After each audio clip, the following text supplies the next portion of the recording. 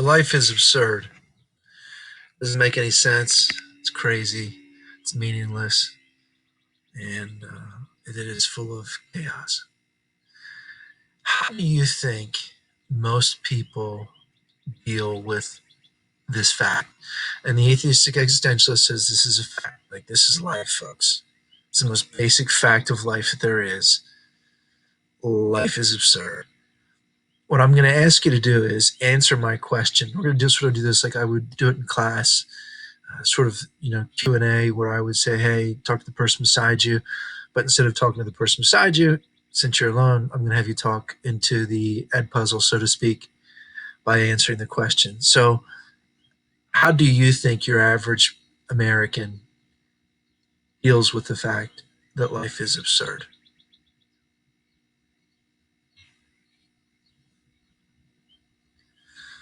The correct answer to that is they avoid it. They do everything they can to avoid it. And in fact, our whole lives are essentially one big avoidance tactic. People do not want to think about the fact that life is absurd. They escape it at every turn and do everything they can to distract themselves. So, what I'd like you to do next, in the next little question bubble, is jot down 5 ways that people avoid the fact that life is absurd. What are 5 different things that people do to distract themselves from the fact that life is absurd?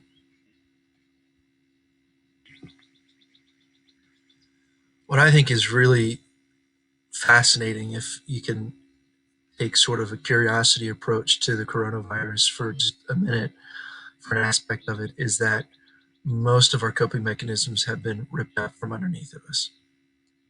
So when you think about distractions, just take the world of entertainment and the world of sports, which in ways that previously were thought unimaginable, has just disappeared. It's completely disappeared. And think about how many people live their lives to be distracted by sports. It's the sports scores and following the sports scores all the time that allow them to have something to do to keep their mind distracted. But it doesn't end with sports. You name it. Video games. So my life is meaningless and empty, but when I'm playing a video game, it's not. Your phone's probably the single biggest distraction possible. You do not have to be bored and thinking about meaninglessness as long as you have your phone in front of you.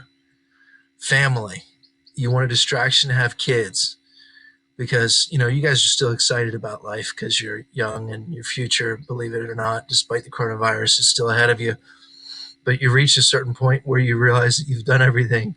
And then you're like, what do I do now? Well, I'll have kids. Because guess what kids are going to do? They're going to distract me for like 20, 30 years where I'm not going to have to think about anything because I'll be so busy with kids.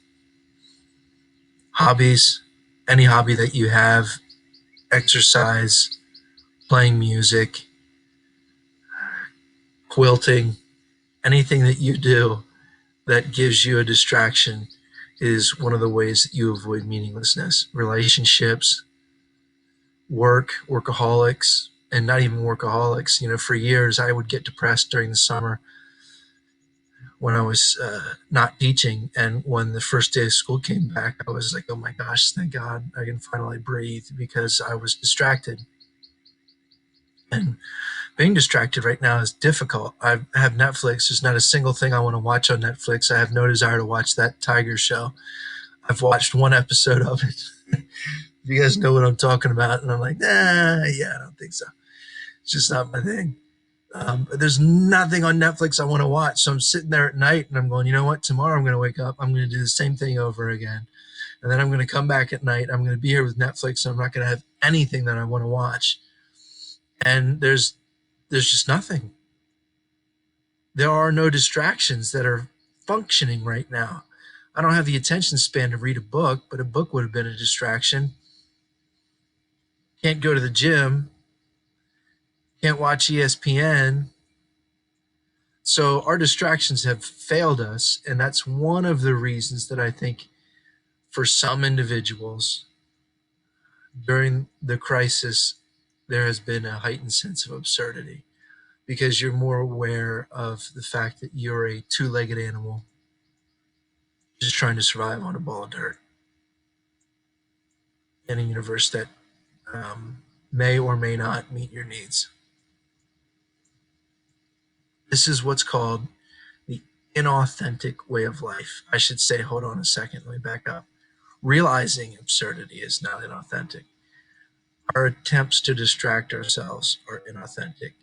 So John Paul Sartre thinks that we are avoiders when we try to distract ourselves constantly from meaninglessness. And he would probably be excited not about the suffering, but he would think that a lot of people have been saying look for silver linings in the coronavirus. And one of the things that he would probably say is that there is a huge silver lining and that you can finally face up to the fact that life is absurd.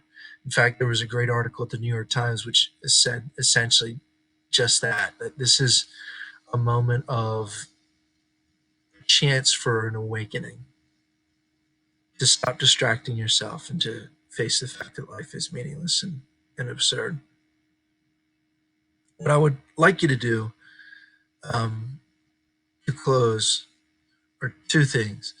One, I want you to watch the really short clip from Anchorman, uh, because it's fascinating for two reasons. One, Will Ferrell makes the argument that when you're feeling that life is absurd, you should go shopping. So another distraction technique that has been taken away from us. People are hesitant even to go shopping on Amazon, not to mention the fact that there are job losses and people have to think about their finances differently nowadays. But secondly, I want you to hear him say the phrase existential funk. Hear him say the word existential. I just want you to realize that I'm not making this stuff up.